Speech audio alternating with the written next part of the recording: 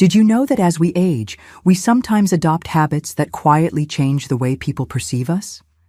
These are things we don't even notice we're doing, but others do. Today, I'll reveal 6 of the ugliest things we do as we get older that almost nobody talks about. Stick around until the end. These insights might just help you grow older with grace and confidence. As we age, our bodies change in ways that can make maintaining hygiene more challenging, but also more important. For instance, our skin becomes thinner and drier, which means it needs more frequent moisturizing to stay healthy and prevent itchiness or cracking. But let's be honest, sometimes it's easy to skip that extra step, especially when we're tired or pressed for time. Then there's dental hygiene. Did you know that as you get older, gum health becomes even more critical? Neglecting things like daily flossing can lead to gum disease, which not only affects your smile, but can also impact your overall health. Yet, it's so easy to shrug off that 5-minute habit after dinner. And let's not forget about areas that often get overlooked, like behind the ears, under fingernails, or the backs of our knees. With less mobility, we sometimes miss these spots in our routines. Additionally, we might not notice subtle changes in our body odor as our sense of smell fades. It's not uncommon, but that doesn't mean we should ignore it. Regularly washing areas prone to sweat and wearing fresh clothes daily can make a big difference. To counter this, make hygiene adjustments a part of your daily life. For example, place lotion next to your toothbrush so it's easy to remember, or invest in tools like long-handled sponges for hard-to-reach areas. For dental care, consider using a water flosser or an electric toothbrush with a timer to make the process easier and more effective. Even these small steps can ensure you look and feel your best, which is the foundation of presenting yourself confidently to others. Getting older comes with challenges. It's natural to want to talk about them. Whether it's a new ache, tension with family, or worries about the future, sharing can help lighten the emotional burden. But here's the problem. We can unintentionally overwhelm others with too much negativity. Think about it. How often have you started talking about your day only to realize 5 minutes in that you've been listing frustrations without taking a breath? The truth is, most people, especially younger family members, don't always know how to respond. They might feel helpless or even avoid conversations altogether because they don't want to be weighed down. That doesn't mean your feelings aren't valid. It just means the way you share them matters. One way to shift this habit is to start conversations with gratitude or positivity before diving into concerns. For instance, instead of jumping into complaints about your health, you could say, "I'm really thankful for how supportive my family has been lately. By the way, I did have a bit of a hard time with my back yesterday. Do you have a moment to chat about that?" Framing it this way makes others more receptive and keeps the relationship balanced. Also, consider setting boundaries for yourself. Before bringing up a problem, ask, "Is this the right person to talk to about this?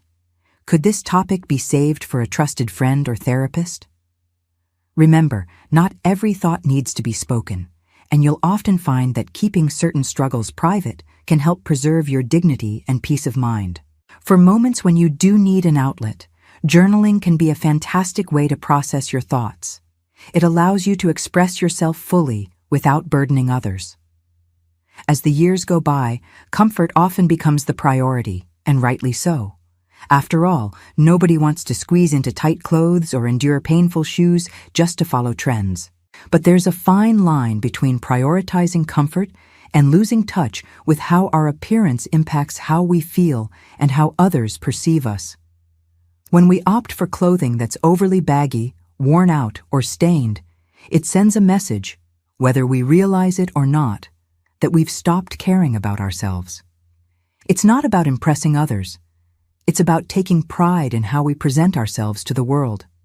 Your style is part of your identity, and keeping it sharp helps preserve your sense of self, no matter your age. Here's an example. You might think sticking to muted colors or oversized garments is the way to go because they're safe. But did you know that wearing clothes with structure or vibrant tones can make you look and feel more energized and approachable? Something as simple as a bright scarf, a well-tailored blazer, or a great pair of sneakers can instantly upgrade your look without sacrificing comfort.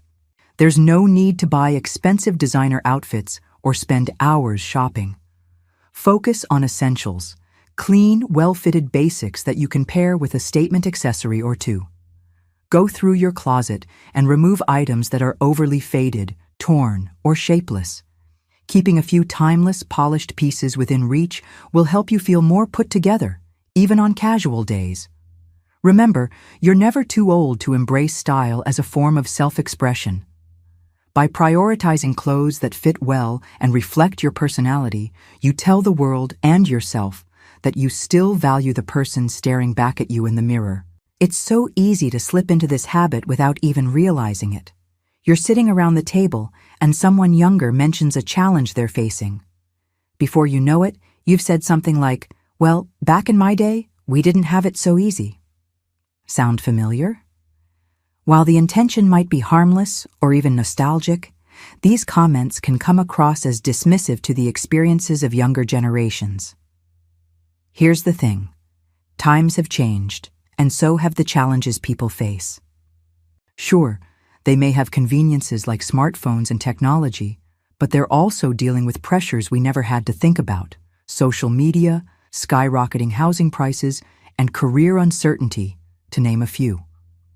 When we brush off their struggles, it creates a disconnect and often resentment. Instead, try leading with curiosity. Ask them about their experiences without comparing them to your own. For example, if your granddaughter mentions feeling stressed about her job, resist the urge to say, "That's nothing. I used to work double shifts." Instead, ask questions like, "What's the toughest part of your job?" or "How do you manage the stress?" Showing genuine interest builds bridges rather than walls. Another pitfall to avoid is doling out advice when it's not asked for. Sometimes younger people just want to share their feelings without getting a lecture in return. By simply listening and validating what they're going through, you'll earn their trust and respect. And when they do want advice, they'll be more likely to come to you for it. The key is balance. Share your wisdom and stories, but do it with humility and empathy. Celebrate the successes of younger generations rather than focusing on how different their lives are from yours. When you shift your perspective in this way, you open the door to stronger, more meaningful connections. As we get older, patience sometimes wears thin, and that's perfectly understandable. Life has thrown us enough challenges, and it can feel exhausting to deal with the smaller inconveniences of daily life. But here's the catch. Reacting emotionally to every little thing can make you seem irritable or, worse, unapproachable to those around you. Think about it. Have you ever found yourself snapping at a loved one over a minor mishap, like misplacing your glasses? Or maybe you've gotten frustrated at a slow server at a restaurant or someone driving too slowly in front of you. While these reactions might feel justified in the moment, they can leave a lasting impression on others. Over time, people might start seeing you as difficult to be around rather than the warm, wise individual you truly are. To combat this, try practicing mindfulness, a skill that allows you to create space between a triggering situation and your reaction to it. When you feel your frustration bubbling up, take a deep breath. Literally. Count to 5 as you inhale, and then to 5 as you exhale. That small pause can be enough to prevent an emotional outburst. Another helpful strategy is reframing your thoughts. Instead of focusing on how annoyed you are about a long line at the grocery store, think of it as an opportunity to practice patience or even strike up a conversation with someone nearby. Not only does this help you stay calm, but it can also make your day brighter. If you find emotional reactivity becoming a recurring challenge, take some time to reflect on potential triggers. Are you more irritable when you're tired, hungry, or stressed? If so, addressing those root causes, whether it's getting more rest, eating regular meals, or finding ways to manage stress, can have a big impact. Remember, calmness isn't just about keeping the peace. It's about being in control of your own emotions. By cultivating that inner calm, you project the wisdom and grace that truly define aging beautifully. One of the sneakiest things about aging is how easy it is to let go of the little things that keep us healthy and vibrant. It happens slowly at first. You skip a glass of water here, neglect to stretch after a long day there. But over time, these small lapses can compound, leaving you feeling older and more sluggish than you need to. Hydration is a perfect example.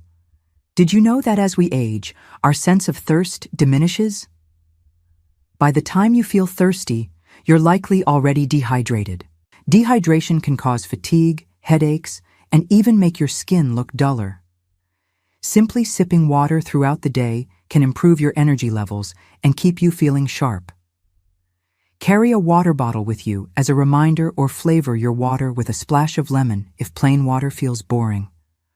Movement is another key. Many of us fall into the trap of thinking we're too old to stay active. But the truth is, regular movement, whether it's gentle stretching, walking, or even dancing in your living room, keeps your joints limber, improves circulation, and can do wonders for your mood. You don't need to run marathons. Just 15-20 minutes a day of consistent activity can make all the difference. Then there's the matter of sleep. With age, it's common to struggle with falling or staying asleep, but that doesn't mean you should accept poor sleep as the norm. A nighttime routine, like turning off screens an hour before bed or sipping a calming tea, can improve the quality of your rest and help your body rejuvenate. Lastly, don't forget mental self-care. It's just as important as physical upkeep. Engaging in activities that stimulate your brain, like crossword puzzles, reading, or learning something new, can keep you mentally sharp and ward off cognitive decline. By keeping self-care a priority, you'll not only feel better, but also inspire those around you to take care of themselves too. Remember, aging is a privilege, and staying committed to self-care ensures that you can fully enjoy it. Here's the beautiful thing. All of these ugly habits can be turned around with small, intentional choices. Growing older doesn't mean fading into the background. It's an opportunity to shine even brighter. Want more tips like this? Sign up for my Savvy Senior newsletter, where I share insights to help you live your golden years to the fullest. Click the link in the description to join, and let's age gracefully, together. And remember, your age is just a number. It's how you carry it that counts.